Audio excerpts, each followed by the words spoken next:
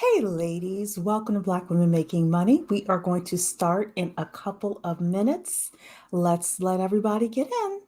90 seconds.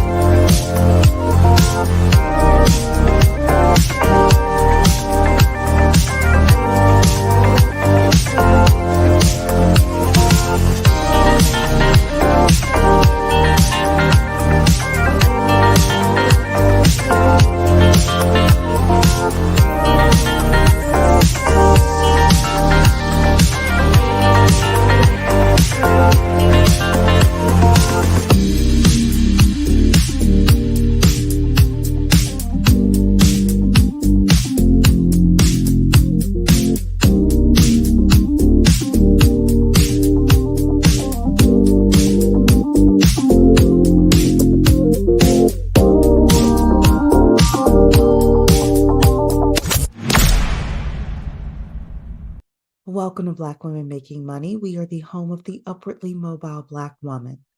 For exclusive content and invitations to our Inner Circle Zoom meetings, which happen on a monthly basis, you can sign up for free for our email newsletter at bwmakingmoney.com.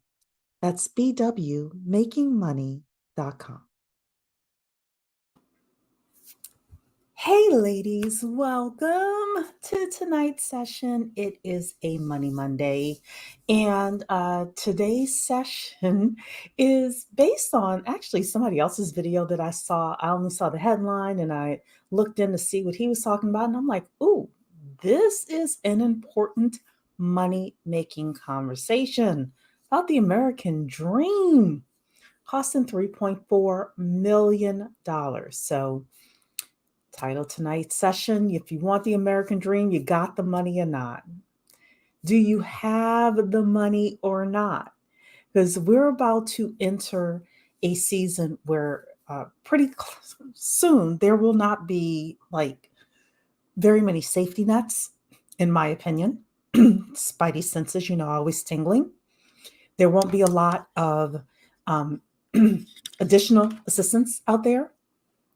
We are entering a political season, and at some point, things are going to implode.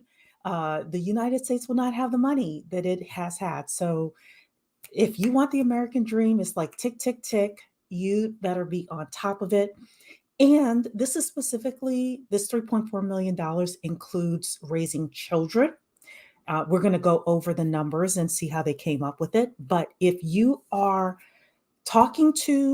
considering marrying a man, and you two do not sit down and have this conversation, and he does not take the lead on this about your family's financial future, then I'm not going to tell you to pass on him. I am going to say consider it very closely. That's if you decide you want to get married. So Rana is in the building. Kat is here saying it's all about the Benjamins, and Denise is in the building. Hello, ladies. So let's take a look at this. This is actually from Investopedia. Investopedia is saying, and this was as of December 5th of last year, so just about 6 weeks ago.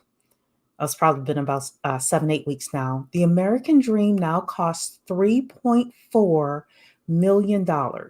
The classic American dream, including 2 kids, a house, and car, costs more than most make in a lifetime.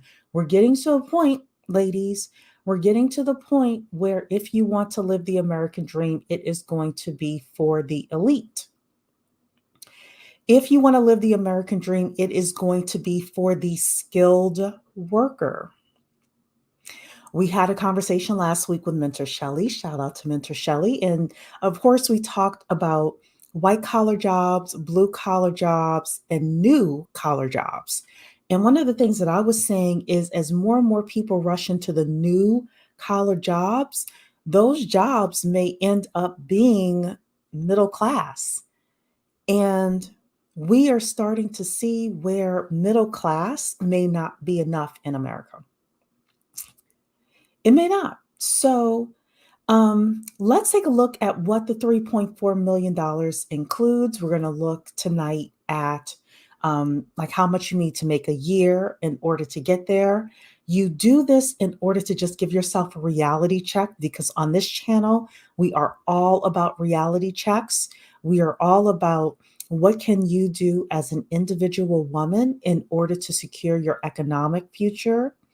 Um, talking about what the Black community should be doing overall. We don't have any control over that, but we can control what we do. We can control the decisions we make. We can control the skills that we get. We can control what man we lay down with and have kids with, et cetera, et cetera. So, all right, let's take a look here at the 3.4 million. Excuse me. It's saying here 3,455,305. Y'all, they got it all mapped out. That's the estimated lifetime cost of common milestones, including marriage, 2 children, homes, healthcare, cars, and education. So let's make this bigger here. And let's just take a look. Ladies, let's just take a look at what they are saying the American dream costs. Number one is the cost of a wedding. So they're basically, they're not even starting off at like you leave college, right? It's the cost of a wedding because some of us don't get married. Some of us get married later and later in life. But I guess they're assuming here you get married around 21, 22, 23 years old. $35,000. $35,800, the cost of a wedding and an engagement ring. This is what they're saying. The second thing is the average cost of a home with mortgage interest, meaning, for example, you're buying a $400,000 home, you pay it over the course of 30 years. And actually, if you look in Investopedia below here, they actually have the breakdown of these things. So we're going to look up here first, and then we'll go to the breakdowns. But they're saying the average cost of a home with mortgage interest, meaning that you bought a home, for example, $400,000 and you pay it off over 30 years, is $796,000. And hey, Donna Earth, good to see you. Okay, next thing they have, lifetime car purchases total. They're assuming, from what I remember from this article, that you're buying a car every 6 years.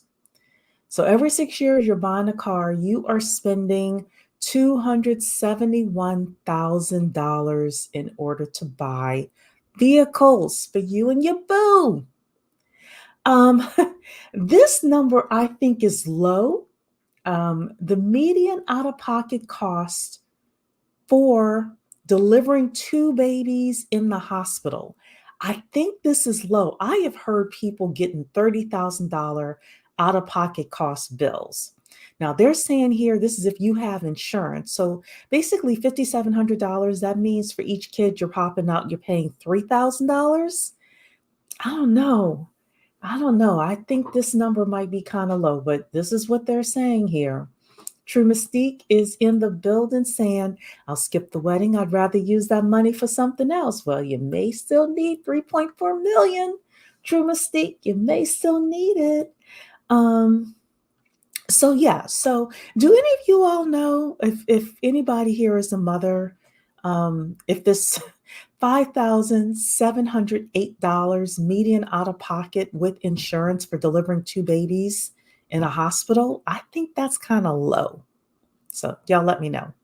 Next thing is $576,896, the average cost of raising two children until the age of 18. So basically, they're saying it's about $250,000, $250,000 in order for you to raise one child. So about 600,000 for you to raise two children. That's probably about right. Next thing you have here, the lifetime cost of average family health insurance premiums for you, your hubby, your two kids. Y'all are spending $1,000,000, $934,752 is the cost. As I'm reading through this is a strong reason to remember your birth control, ladies. $934,000 for your insurance premiums. Don't have a child that's sick. Don't have a child that has some sort of a chronic disease, or you don't have a chronic disease. You're not sick long term. Whew. True Mystique is saying she's heard upward of $10,000 per kid. So that is the out of pocket to actually have the baby delivered. I thought so. I didn't think it was $3,000 a piece. That seems low. Rana's saying I'd rather have one child. Well, look, a lot of people these days are deciding not to have kids, and I'm fascinated with the whole conservative movement that's really pushing women having children. They are pushing women needing to have kids, right? If you're watching any kind of conservative media, they're pushing it. And I'm like, but you all aren't really getting to the heart of the problem. Kids are super expensive. And a lot of places, a lot of countries, if you want to raise children the right way, you have to have the resources to do that. Either you're going to be upper middle class and raise kids, or you're going to be impoverished and get on the system.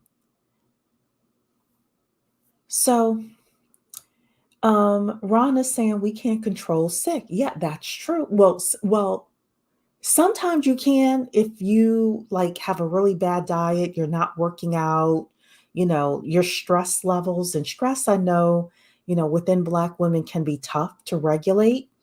Um, but yeah, like diabetes, like we call it type 2 diabetes and things like that, you can control. But yeah, there are chronic illnesses that you cannot control. So the whole thing is, as long as possible, for us to control the things that we can. You say, who paying for these children? Who paying for these kids? Definitely not the conservatives, because they want you to have them and then they want to take away all of the resources. So, hey, you skip motherhood, no regrets at all. Look, the price tag is way too high. You're saying the ones who want to cut off every single, that's what I just said, that potentially could help these kids. Yes. And then tell you that it's not the school's job to teach your kids how to read and write, which I agree with that. But then you would better be able to stay home with your kids like through 5 years old in order to teach them those things, or have the resources to send them to the right nursery so that they're getting those lessons, etc. I mean, look, it's exactly. Our government are not paying for these children. No, they're not. They're not paying for these kids, not paying for them. They want these kids to be worker bees. Aren't some of these states trying to reverse child labor laws? Yep. Yep. I heard that. I did hear that. And it's very interesting. The migrants are coming. The migrants are coming. And it's most likely going to be the migrant children. And yes, they are pro-life. They aren't pro-life. They are pro-birth. Yeah. I agree with that. I agree with that. The rent and the children are too damn high. Look, it's the truth. It's the truth. But let's keep looking at this here. So 67,000 to the right-hand side, 67,935 average lifetime cost of pet care. So if you have a pet, you have a dog, you have a cat, something like that, because that's part of the American dream too. You want your your picket fence, white picket fence, your two kids, your man, and you gotta have a dog, right? Or a couple of dogs. So you're paying close to 70 grand for your dogs. Next is $42,000 average cost of college in-state tuition 1 year, including room and board for two children. 1 year in-state tuition, average cost of college, $42,000 for two kids. So now you got to multiply that by 4. I don't know why they didn't put the real cost of cost of college. Tell us for two kids going to college, if you're paying for it all out of pocket, what the real costs are. You're looking at about $180,000 for that. Next, 715,968 average amount needed to retire. The average amount needed to retire, about 715,000. That must mean you're not living that long. Maybe you're living 10 years after you retire. So basically, they're thinking you're going to retire at 65 and keel over at 75. Suppose like you're my grandmother who lives to 95. And then $7,848 is the average cost of a funeral. Let me tell you something, ladies. If these funerals are expensive, double that. It's about 15 grand to bury somebody. Trust me, I know. I've seen the bills. I've seen the invoices. So ladies, this is the cost of the American dream, 3.4 million. And these numbers, some of these numbers are low. Really, you're looking at about 3.6, 3.7 million in order to live the American dream. Ron is saying they want women to be barefoot and pregnant. And a lot of the social media conservatives do. A lot of the social media conservatives do. They don't want gad about what happens to the children. Oh, they don't. Oh, okay. Give a darn about what happens to the children when they are here. That's true. You got to be responsible for your own kids, and I hope you have the money for it. A Patty is in the building saying they also don't want to hold the males accountable. The same males are advocating to eliminate child support and alimony. So I will give some grace to some of the social media conservatives. Half of them I have seen say, no, men need to start taking responsibility for their offspring. I even saw, I think it was yesterday, I even saw a stream where, oh, I won't tell you what I was watching, but I even saw a stream where they were suggesting that if a man gets a woman pregnant, he not only has to pay child support, but he also has to take care of the woman. He also has to pay the woman for 18 years. And their whole point was that if men knew that they not only had to take care of the child, but they had to take care of the woman as well, they would be more responsible with their seed, So, and it was a male podcast as well. I was like, interesting.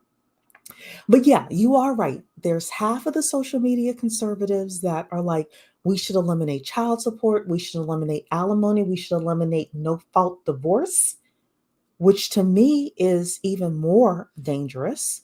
And then you have the other half who's like, no, men need to be responsible for their seed.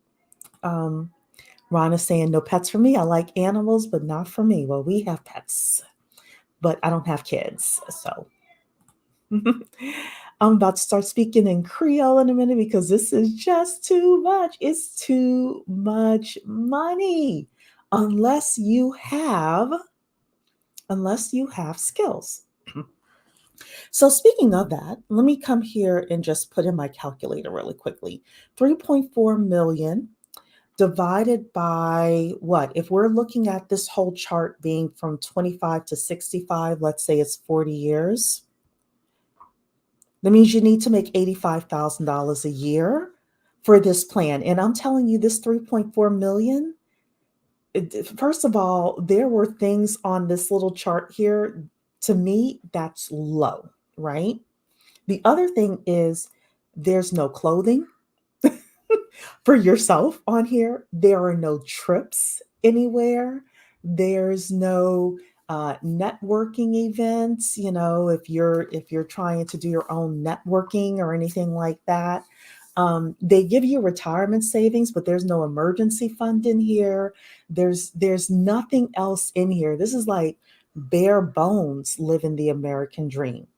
Um, so, 85,000, that's like your starting point with regards to living the American dream. Now, if I'm looking at this right, it means that you and your husband coming together, and I keep saying husband and not just baby daddy or whatever, coming together can make the $85,000 together.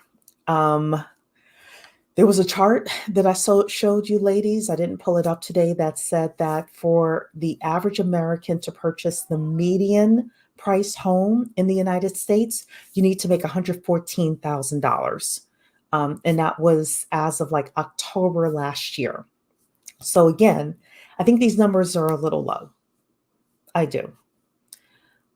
But as you are getting into like um, how much you're willing to pay for your American dream, just kind of keeping this in mind. Especially if you want to get married, especially if you want to have kids, especially, if you want to live a middle class life, put that in quotes, etc. Listen, these pets eat much better than humans. Yeah, they do. They do. And they are spoiled. Ask me how I know. So, True Mystique, you have pets. I do too. I do too. And yes, they eat better than us sometimes. You spend so much of your life working to live and provide a livelihood. I understand living off the grid. Yeah, I can understand that. But we're going to get to a point where you're going to have to afford to live off the grid as well. Hmm. You're saying the village is dead. Yeah. Ooh, the migration of the BC. If a man had to also take care of a woman he got pregnant, lock those wombs up. Believe it or not, this conversation was between a black man and a white man, and they were talking about this as a concept. So, you know, I don't think it'll ever happen. I don't think it'll ever happen, but I thought that that was a very interesting conversation. So, ladies, first of all, I hope you liked the video. If you have not liked the video, please give us a thumbs up now. Also, if you are new to Black Women Making Money, bwmakingmoney.com.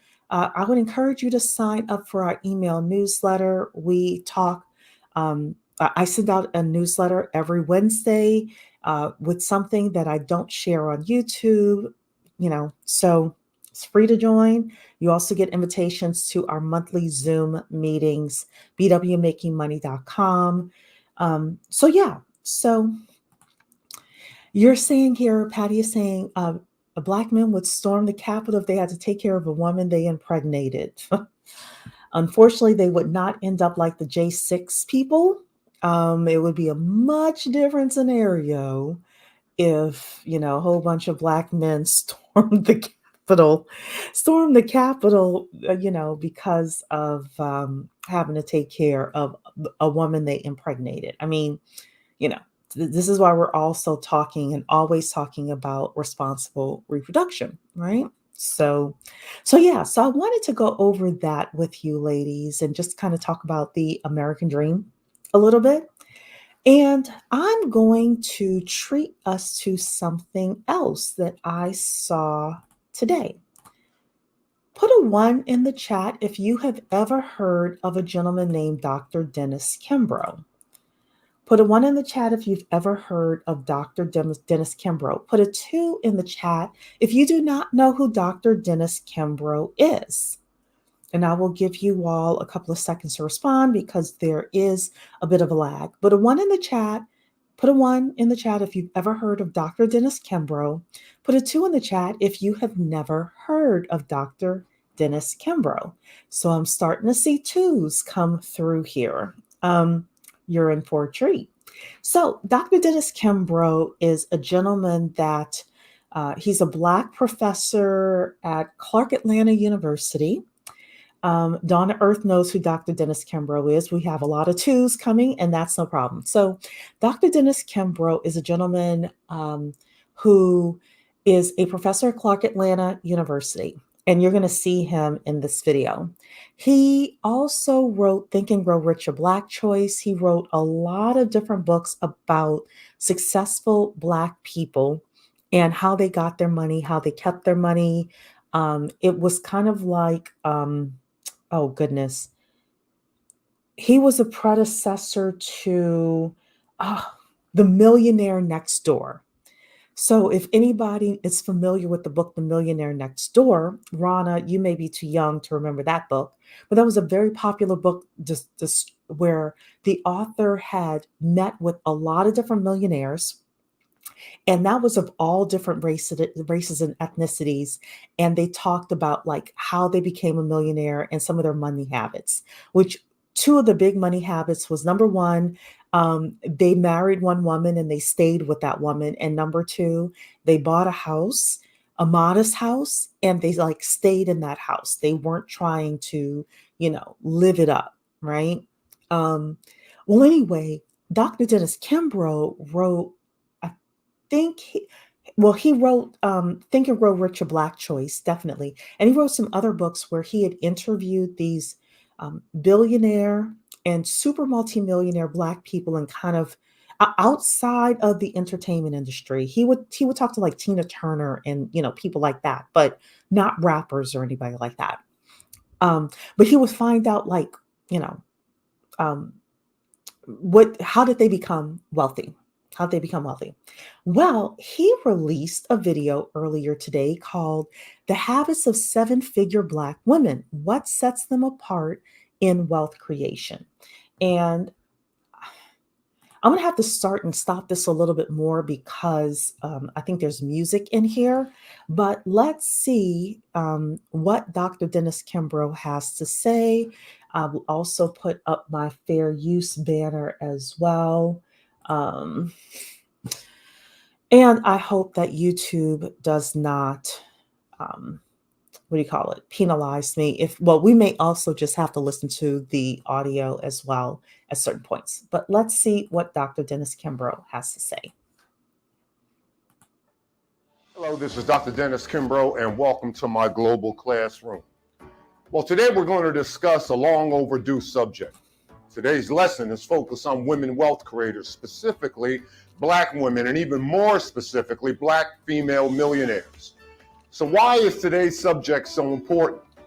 Well, when you examine the survey that I use as the centerpiece of my 5th book, The Wealth Choice, the vast majority of respondents were men, nearly 90% to be exact. And I felt it was time for those successful Black businesswomen to be seen and heard. I knew that the world of commerce and industry could benefit from their example. And with regard to 7-figure Black women, the data tells us, and my research concurs, this is one of the fastest growing demographics in the country. So shout out to Dr. Dennis Kimbro, first of all, for recognizing the power of Black women, the fact that we are the fastest growing demographic of millionaires in the country.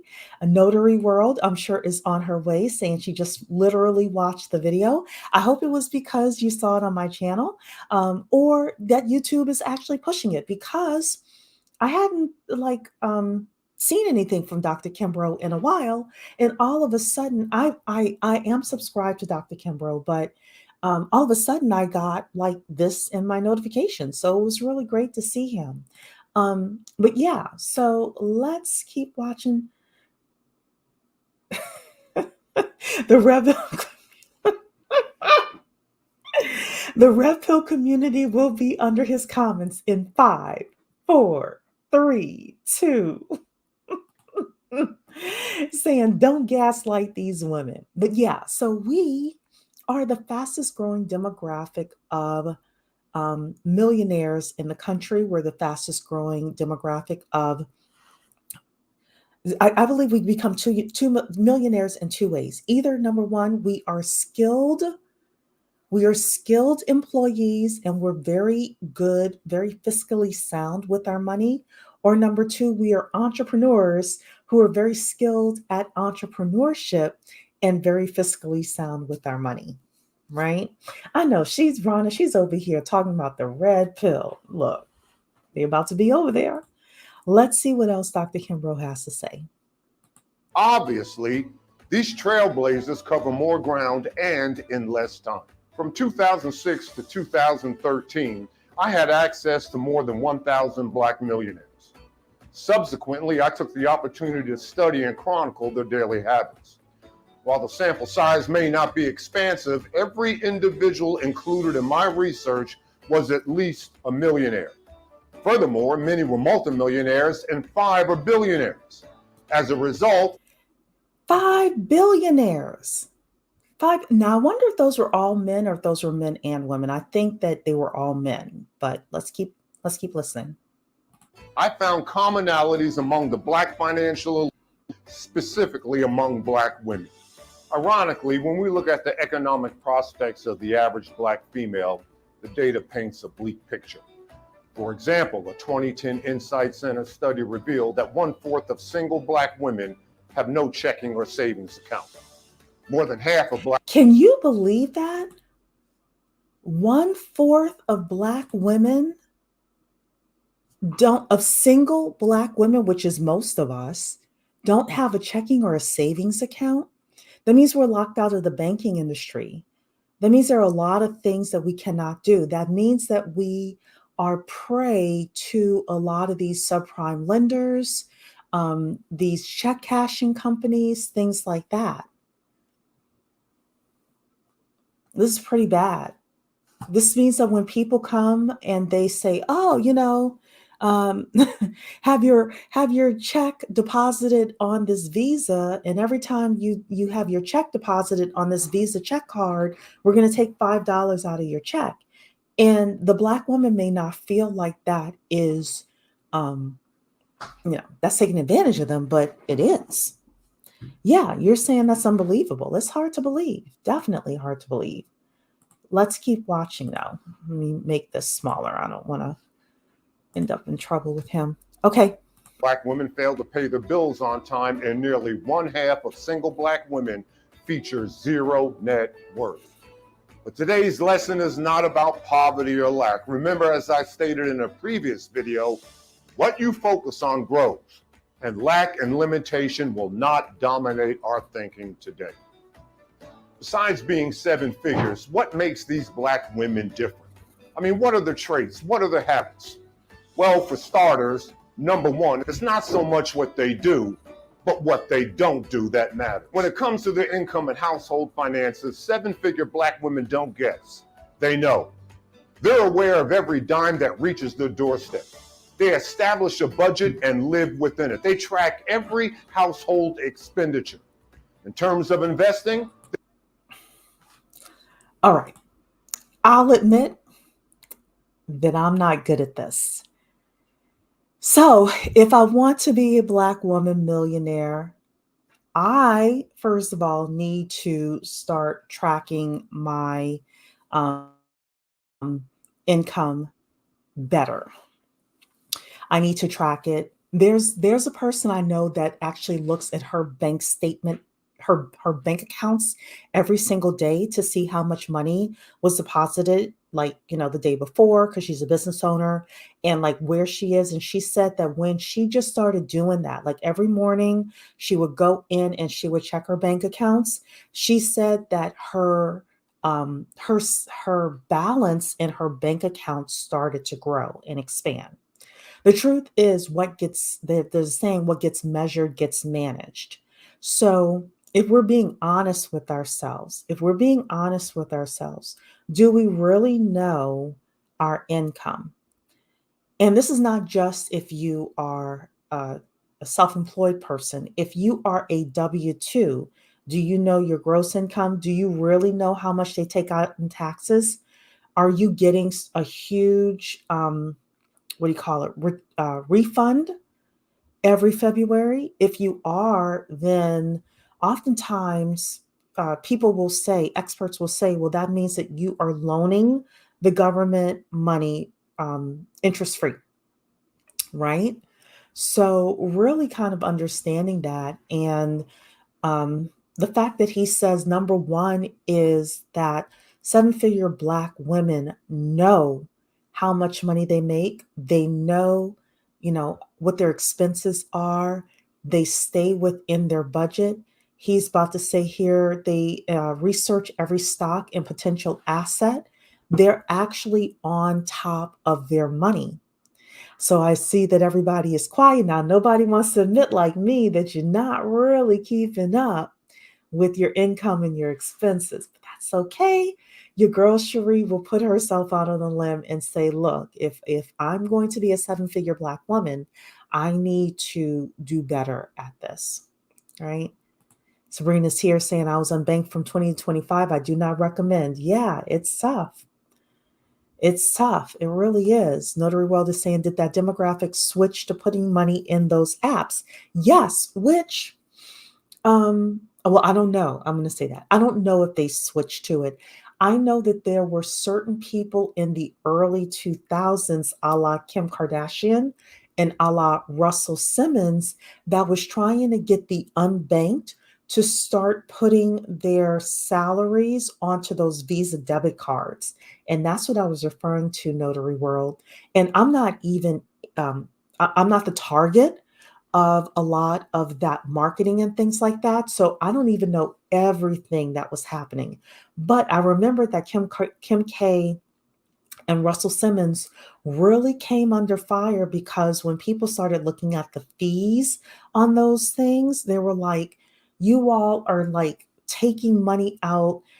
I remembered it wasn't just that they were taking money out when, well, I'm gonna guess they were taking money out when the money was deposited, but for some reason I also remember them like taking money out whenever the person swiped their card, their Visa debit card. So if they were going to the grocery store or to Starbucks or something like that, whatever it was excessive fees. It was excessive fees. So Denise is being honest. Thank you, saying I can improve on that as well. Kat is saying I need to do better. Look, I definitely need to do better. Y'all are saying you're bad at budgeting. So if we want to be seven-figure Black women, we're Black women making money, but we want to keep it as well. I do think that we do need to be better at that. Sabrina's saying, I check my accounts often at the beginning of the month when I have money and ignore them when I'm broke at the end of the month. Girl, you and me both. But I will tell you this, and I'll be very honest with you. Sometimes I will have the money in another account and I'm not paying attention, and I've got one account that's negative. And you all know, like when your account is negative, they charge you every time something comes through. Next thing you know, I'm paying a couple $100 in NSF fees. I'm honest. I'm very honest. And like, I even need to get better at that at points, right? So, Donna Earth is like, yes, it's me. It's me. Um, yeah, so we can all be finance smarter. We all know what to do. We all know what to do. It's just a matter of putting a few little things in place to do them, if we're going to be honest, right? And if we want to be seven-figure women, this is a part of the process. True Mystique is saying I'm behind because I have to stop and do something. But yes, I do have Dr. Dennis's book. Yes, perfect. Dark and Lovely is saying I'm with you. Budgeting and expense tracking are top goals for February. I watch the YouTube channel Fun and Budget. Tanisha Davis is good about teaching what she does to be secure, to secure your finances. I have not heard of that channel, but I definitely will check it out. And Tiff is here saying, yes, budgeting takes time and effort. I've been needing to sit down and create a spreadsheet for everything. So, Tiff, you don't necessarily need to create a spreadsheet necessarily. There are a lot of apps these days. I just would be cautious about like how much we call it access you're giving those apps to your bank account. I mean, I personally use QuickBooks, and you're able to download the what do you call it? Um, you're able to download your transactions in QuickBooks. It is for me, it is $25 a month, but I have a business as well. So, I use it for that. But I understand like Mint is really good. Just kind of read the data aspects of it and make sure that they're not sharing your data. Um, but let's keep watching Dr. Dennis Kimbro. So, They research every stock and potential asset. Those who are married are more apt than their spouse to not only manage the household finances, but to seek additional investment advice. In terms of their financial say what? The women who are married have the purse strings as Black women. And I would bet that the men that they're married to, if it is a healthy household, actually appreciate the fact that they are managing the budget, that they're managing the money. You know, we have so many people on social media who are like, oh, um, I need to be in my feminine and all of this. Well, being in your feminine, you can still like take care of the household budget if you are better at it than the man is. So you're welcome, Tiff. You're welcome. Definitely check out some because with the budgeting and things like that, if you can automatically have it set up to read the transactions that you're doing in your bank account, it'll automatically tell you, hey, you spend $700 a month eating out. And you can be like, oh, shoot, I need to get that down to 150 bucks, so that I could take the rest of that money and stash it away for savings or investing or things like that. So, it'll save you time. Definitely. Let's keep watching. goals, they think tomorrow, not today. In short, they make a dime do the work of a dollar. Number two, these women don't burn cash. They're frugal. Their spending is always under control. They know the worst investment is credit card interest, and they could care less about keeping up with the Joneses. When the have-nots think credit, these women think cash. And if they do use credit, they think ending balance, not minimum payment. So, this is a great point as well. So, interest on credit cards oftentimes right now could be anywhere from 20% to 30%. Some of these credit card fees and the interest is absolutely crazy. Instead of keeping up with the Joneses, it's keeping up with the Real Housewives, keeping up with Love and Hip Hop, keeping up with these, Instagram people, these people on TikTok, keeping up with Black girl luxury in a way that doesn't make sense for your budget, etc. The seven-figure Black women do not care what other people think about their shoes, about their clothes. We're going to have nice clothes, we're going to have nice shoes, but we're not going to care what people think, right? I believe you can tell an impoverished Black woman by what she's wearing and if she cares what people thinks. It's not just what she's wearing overall, it's if she cares what people thinks. I also think, because we had talked about kids earlier, I also think that her sons, she is not going to buy her son Air Jordans just because. She's not going to buy her daughter whatever just because. I don't know what the daughter equivalent of Air Jordans are. She's not going to do it. Now, her son and her daughter will have a job in for example, the family business, and we'll get an allowance. And if her son decides to go out with his allowance money and he decides to purchase the Air Jordans, that's one thing. But she is not going to be spending money for Air Jordans out of the family budget because she doesn't care what people think. And she is living in she's not living in an impoverished area. She's living in an area where her son will not be bullied for not having Air Jordans. You're saying being frugal is important. You're saying cash is king and cash flow is queen. Dawn Earth is saying, I know one of my BFFs manages the money since she's an accountant. Her husband has no issue with it and happily gives her his check to get the household together. When I was married, I managed the household budget and actually was pretty good at it. But partially I was good at it because I like have a finance degree and all of that, but also because I was responsible for the entire household, I was actually more conscious of what the household was spending money on. So absolutely. Dark and Lovely saying this makes sense that the women control the purse. They have a total understanding of the needs of the household and the family, especially the children. Absolutely. You all are saying this Louis Vuitton and Gucci is equivalent to the Jordans. Got it. Got it. Yeah. Well, look, they ain't buying none of that crap. Yeah, if they go to a private school or an international school or sometimes a religious school, yeah, if as long as it's not, unfortunately, and it hurts to say this, and as long as they're not in an impoverished area.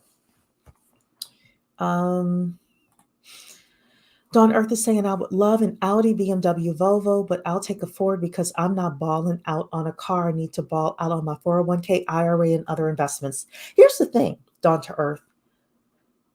Definitely get your 401k, your IRA together. But at some point, once you have reached a certain level and you have a certain amount of skills and you have a certain amount of financial security and you have your life together financially, I think it is okay at that point to get an Audi or a BMW or a Volvo. I don't know what that number is for you. You have to decide what that number is. But there's nothing wrong if you're making $300,000 a year, for example. I don't know your numbers, but let's just say if you're making $300,000 a year and you've got 2 years worth of savings, right? You've got, I don't know, you bought a house, right? You're financially secure and you're like, hey, but now I want to buy this Audi. I'm going to say it for me. I don't have a problem with that. I think that we do need to have something personal that we look forward to. Now, we're not balling on absolutely everything. I personally like first class travel, right? So I get to a point in my mortgage business where I'm making $250,000, $300,000. I get my debt down to where it needs to be. You best believe Cherie will be taking a first class trip to Australia, right? But yeah, I definitely suggest, hey, find a point where you can reward yourself. Because what we don't want to do is live completely miserable lives for the next 75 years, thinking I can't afford it. The question is, how can you afford it and where would you need to be in life in order to be able to afford it? So Cat Bravo saying, excellent breakdown of the nuances. Well, you know this channel, we do nuances, we don't just say anything in absolutes. Absolutely. Sabrina saying, I agree with Dawn to Earth. I'm not spending $700 to $1,000 on a car note. Okay. So I do agree with that. And like spending $1,000 on a car note is crazy. But if you have enough money saved up where maybe um, you put down half of the down payment and you're able to go to a credit union, maybe federal, someplace else, and you're able to get the other half from them at a super low interest rate, and you're paying $300 a month, 350 a month, especially if you're making really good money, why not? You're saying Team Toyota. Okay, look, like I said, for me, it's not cars. I could care less about cars, but I will get on a first class trip. Rana's saying she wants a first class trip to Japan. Yeah, so everybody has their thing that they would do, right? And I never would be the person to tell you, no, you can't have it. I would just basically say, let's kind of create a plan where you can have it and you can enjoy something in life. You're saying that is totally the plan. I want a big down payment to keep my note low. Look, I'm with you there. Definitely with you there. Um, okay, let's keep watching. Let's keep watching this. Also, during my research, I quickly discovered that these 10 percenters do not feel the need to own the latest design or this or that. Instead, they allow their personal brand, which hinges on value and quality, to do the talking. And there's no need to flaunt their wealth. They would rather tithe 15% of their earnings. Number 3, Black women. So, talking about tithing 15% of your earnings. So, not all of us go to church, but all of us can do things charitably with regards to our 15%. So, it could be, hey, I want to start a scholarship fund for Black girls, or I want to treat some Black girls to etiquette classes, or I want to get involved politically in my community and I want to um, give some campaign contributions to some local school people running for school board or something like that, that I believe in them and what, what they're about, etc. So I do think it is interesting, though, that they are quote unquote tithing, and tithing can be anything. To me, tithing is overall charitable contributions. Yes, so Kat is saying donate to charity. They give back. They give back their money, they give back their time. They are generous in what they're doing and what they're offering the world. Yeah, so you're saying I would love etiquette classes. I would love to, you know, figure out like, hey, let's say I had enough money where I could, you know, donate 10, 15, $20,000. I think, getting I actually happen to know know an etiquette a person who teaches etiquette to young Black women in college, actually. Like, I would love to have her be able to go to these different colleges, and I pay for her to go to these different colleges and speak to the young ladies there and teach them etiquette and things like that. Things that we don't typically get growing up because quiet as is kept. A lot of the reasons why we are not moving up the corporate ladder as fast as we could be is because of soft skills, is because of etiquette and communication skills and things like that, that they don't necessarily teach in college and they darn sure aren't teaching in these certification classes. But it is really what separates you um, from the rest, from the pack, right? You're saying I would so pay for one. Yeah, the woman's name I know is named Fanny Allen. I don't know. I haven't seen her in a couple of years. So I don't know if she's still doing it. She was like in her maybe late 60s. Uh, but yeah, but she's, yeah, she would go all over the country teaching young ladies etiquette. So let's keep looking at this. Who've crossed the 7-figure threshold don't make excuses. Though many have experienced adversity, they remain incredibly optimistic and infinitely more resilient. These women are self-made and self-reliant. There's a certain quiet inner peace regarding their ability to meet any challenge, to rise above any situation or circumstance. They possess the rare ability to organize chaos, which often leads to certainty. They are risk tolerant rather than risk averse. As business owners, they know that opportunity often resides in difficult circumstances. This is so true not only with business owners, but with those of you who are employees as well. What skills are you learning that are more difficult? How many times have we been on here and anytime somebody says math, Black women, oh my goodness. Well, the math may not be that difficult, right? Or maybe you need a better teacher, or maybe you need a tutor or something like that. But there are a lot of programs out there. There are a lot of employers out there that would love to have the diversity of a Black woman that had the skill set for, certain areas of engineering and technology and things like that. We can take calculated risk and we can learn how to do difficult things. And I love this because it's not just about business owners. This is about you getting W-2s as well. Dawn Earth is saying I donate to programs specific to Black girls. Yeah. So let's keep watching. As I was told by one of the members of this distinctive group, you can make money or you can make excuses, but you can't do both. Number 4, Black female millionaires don't take a step back. They know their self-worth and what they bring to the table, not only as high net worth individuals, but as women.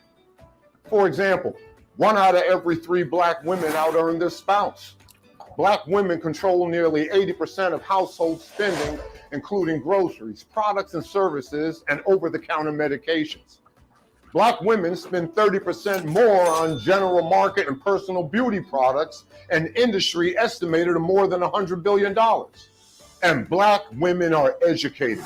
For every 100 Black male college grads, you'll find more than 200 Black female college graduates. And if that is not... Yikes. Whew. Wait a second. Where's the red pill comment? The red pill comment. Notary World said the red pill community will be under his comments in 5, 4, 3, 2. If they got to that part of the video,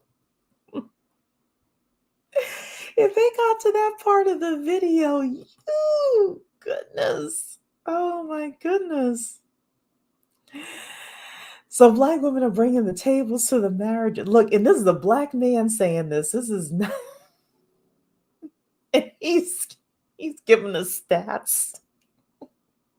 Oh gosh.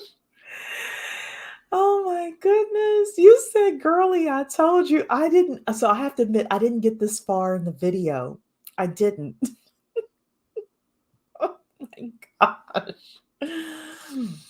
These numbers are why they're always in our business. It must be. I wasn't expecting that. I'm sorry. Oh my goodness. Please like the video, ladies. Please like the video. I wasn't expecting that. I'm sorry. You're saying, thank God he mentioned education. Yeah, look, he mentioned education. 1 in 3 Black women make more than their spouses. For every 100 Black men with a college degree, there are 200 Black women with a college degree. Whew. Oh my goodness. You're saying he went in? Let's see what he said. Let's keep going. Not enough. Black women head most households with income over $500,000. You see, when opportunity knocks, these Black women... Wait a second. Black women had most households with income over 500K? I didn't know that stat. Black women had most households with income over 500,000. You're right. What? Oh my goodness. We are winning. Here's the thing, are we? If we as Black people have households over 500,000, and most of those households, the woman brings in most of the money, is that really winning?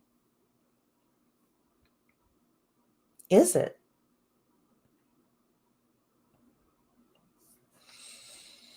Ratio is insane. Yeah. So it's really 80-20 because we pick up the extra 30. Oh my goodness. In most areas, yes, in others, no. Ugh. Why you think Goldman Sachs invested in us? Yeah, wow. And the truth is, to have a household over 500K, since you're mentioning Goldman Sachs, you're most likely an entrepreneur, or you are like, you have certain skills, and mostly they're probably like TAM at Women Analytics, where you're in some sort of specific tech infrastructure, something or other that TAM does over there. Or you're like me. I'm 100% commission, but I can make $500,000 if I do my business right. So you're saying Dr. Dennis just gave me new info. He gave me new info as well. I'm sitting here with my mouth open like I didn't know all this. Whew. All right, let's keep watching. And not only take the initiative, they take charge. And last but not least, number 5, these Black women millionaires, they don't take life for granted. These women know the deepest truths of giving and sacrifice, the miraculous power of commitment and faith. They give of themselves, their time, their resources, and even their sleep. They reinvest every dollar and mortgage every property. They are more likely to find inspiration in a pink slip than in a promotion. These women are grateful, I mean incredibly grateful, for the blessings and good fortune life has thrown their way. And most importantly, they approach life with a different mindset and unique set of skills, especially as it pertains to their community and wealth creation. Well, students, there You were right, Notary World. He did go in. That was a dig. That was a dig. And I caught it. What he's saying is, as women move up the economic ladder, they don't leave the community. They stay and they reinvest in the community. I heard that. And this is a Black man that's saying that. I can't say a Black woman said it. This is a Black man that actually talks to multi-millionaires and billionaires every day. He's very well known if you're over a certain age. And he's saying that they're committed. They have faith. They reinvest back in the community. Like you said, yeah. Let's keep watching. you have it.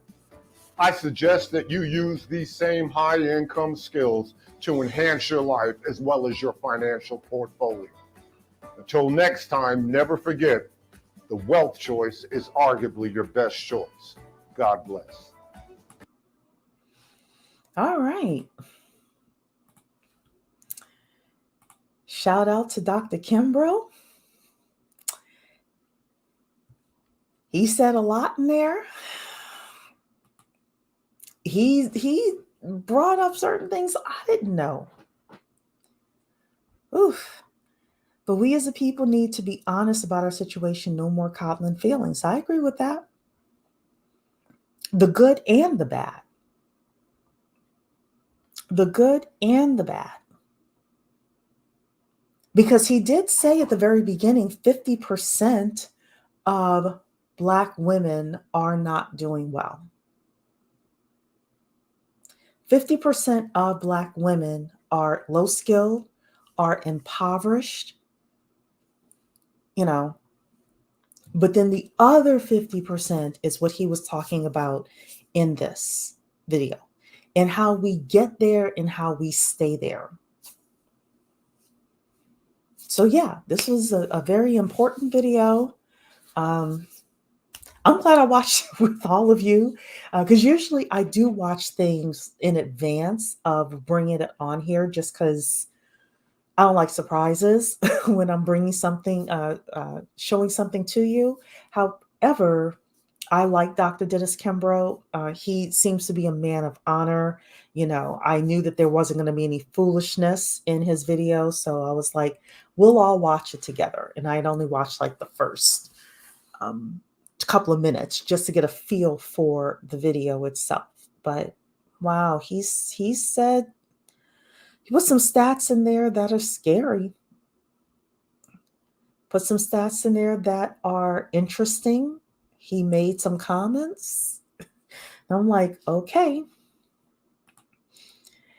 You're saying 50-50, and you're saying thank you to me for the insight. Yeah, absolutely. I enjoyed that. I do need to, and I've known this, I actually wrote it on my 2024 goals, that I need to get my financial reporting, my personal financial reporting together. Our business has our accountant that does the financial reporting for the business, but I personally need to be better with mine.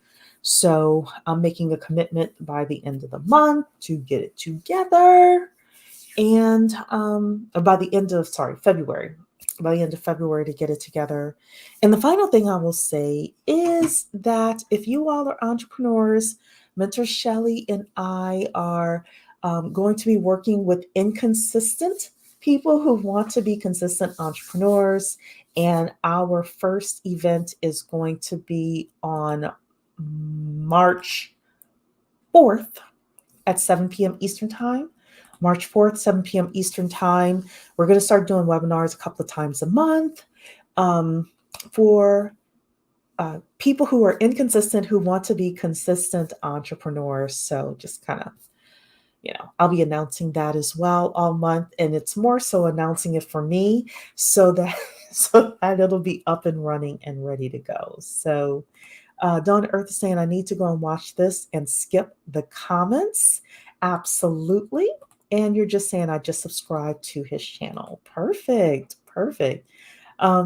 You know what? It would be interesting to see what some of the comments are. Oh, there's only a couple of comments in here, and they're both fine. Yes. Okay. So that is it for me. While I was on here, my boss has been texting me. So let me see what he is talking about. Ladies, I hope you all have a wonderful evening, and I will be back sometime this week. Take care. Night.